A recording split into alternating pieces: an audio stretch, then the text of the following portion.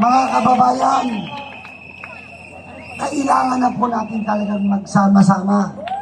Magkaisa po tayo para sa taong bayan, para sa bansang Pilipinas ito. Laban ng isa, laban ng lahat. Kuya, anong masasabi mo? Nabudol po ba kayo? Sobra pahin ka budol, hindi animal! Kaya ako, taga-Tacloban, walay-walay ini. Hindi na ako magsasalita sa inyo ng Tagalog. Kasi nandito ako upang iparamdam kay Marcos at kay Tambaloslos yung ginagawa nila sa amin sa Tacloban. Mga animal ka mo! Katando ka, Martin Romaldes, nagkamayada, himpactory, himpugas ka din salmon, na itong nyaran imo, Nathan Alfred, may pasirig pa nimo, pabigas ni Lolo nga ni Lola, pero bukbukod ng mabahog.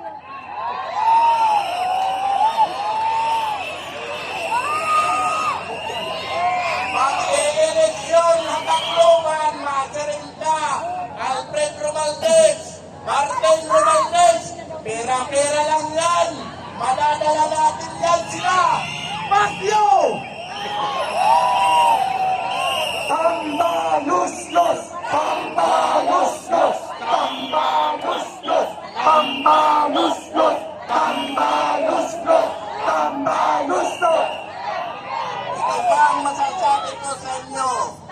Isa akong barumbadong tao. Katoliko ako pero hindi ako nagsisimba. Kasi alam ko, pag ako ay pumasok sa simbahan, baka mag-apoy ang pintuan.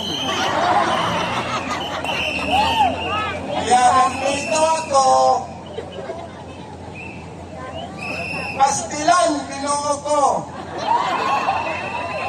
Kung hino man ita general, kung hino man ka mga polis, pagkanto ka mo hasirong bilma, bilga na ikaw kiarante. Dili ka mo mag-iikaduhan istorya. Hindi na kayo sisikatan ng araw. Lapit kayo dito.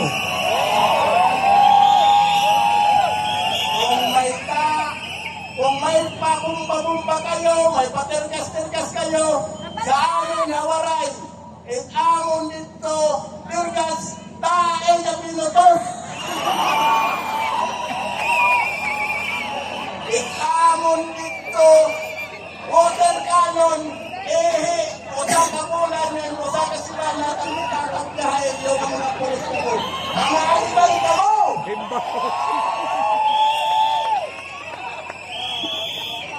Sorry! Ani ako. Kilala niya na wong, pakyo kala.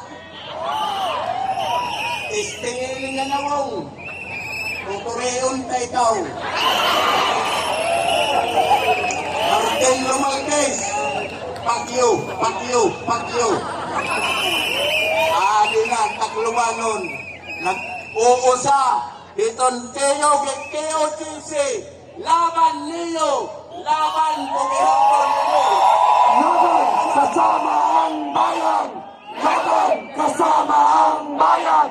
Laban kasama ang bayan! Laban kasama ang bayan! Laban kasama ang bayan! Laban kasama ang Brother, meron pa tayo isang brother na gustong magsalita dahil isa rin siya sa nabudol. Gabi-gabi nandito to. Brother, sabihin mo na kung ano ang iyong hinaing laban sa bangat. Sino po ang mga Ilocano dito? Taas kamay! So, naing magatira ba is imong kanan. Itong Pangulo na ito, nasa Malacanang na nabudol lahat ng tao na nandito. Di baling mahuli ako, lahat ng Pangulo, maliban lang kay BP Sara, na ipapaupo natin sa susunod na eleksyon. Kakasama kayo! Yes! Inday Sara Duterte! Inday Sara Duterte! Inday Sara Duterte! Inday Sara Duterte! Okay. Ito po ang aking panawagan para kay Bangag. Gabi-gabi ako nandito sa Liwasang Bonifacio para mangalaga sa KOGC. Hindi man ako member ng KOGC, gusto ko lamang po na pumasok bilang KOGC members. Para pangalagaan ako ni Pastor Chico Baloy. Yes. Pastor Chico Baloy, kung nasaan ka man ngayon, andito ako sa harapan na nananawagan sa iyo.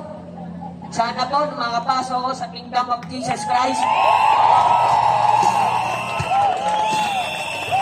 At itong bangag na ito, kilala niyo ba ito? Anong sigaw ng bayan? Marcos Rizal! Marcos Rizal! Marcos Rizal! Bangag! Marcos Rizal! Bangag! Marcos Rizal! Bangag! Marcos Rizal! Bangag! Marcos Rizal! Galit na galit ako dito sa bangag na to, kaya araw-araw ako na nandito. Dahil sa bangag na ito, nabudol lahat kami.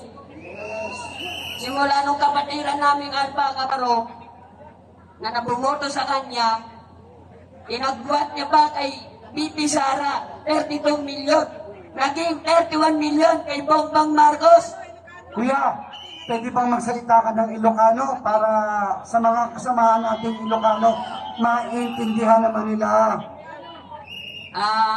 Itirabihin na unang ni Liwasang Bonifacio at dakit ni Umaygantoy, Liwasang Bonifacio para iti magkaisa tayo.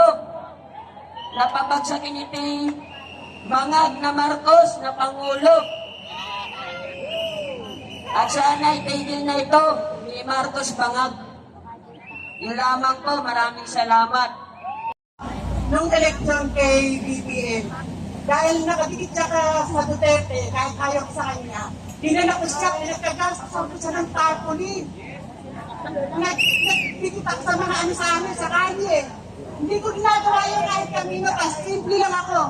Dahil siya dinala ng aming pastor, kaya sumuporta ako sa kanya. Hindi ko alam na gano'n. Kaya ano ako sa mga kapitbahay ko, sa mga kaibigan ko, at sa mga maraming ko pang kakilala, na dinala ko siya. Pero ganun pala ang nangyari. Sobrang masama ang loob ko kasi nakadikit siya kay pastor. Kahit pangako po ng kumpanan na sa akin na mamatay na buhay dito ako sa KOJC, sa kaya Kingdom of Jesus Christ. Kaya kahit hindi alam ng pamilya ko, andito ako, bakit paglaban ang aking mga pastor, yun lang ako.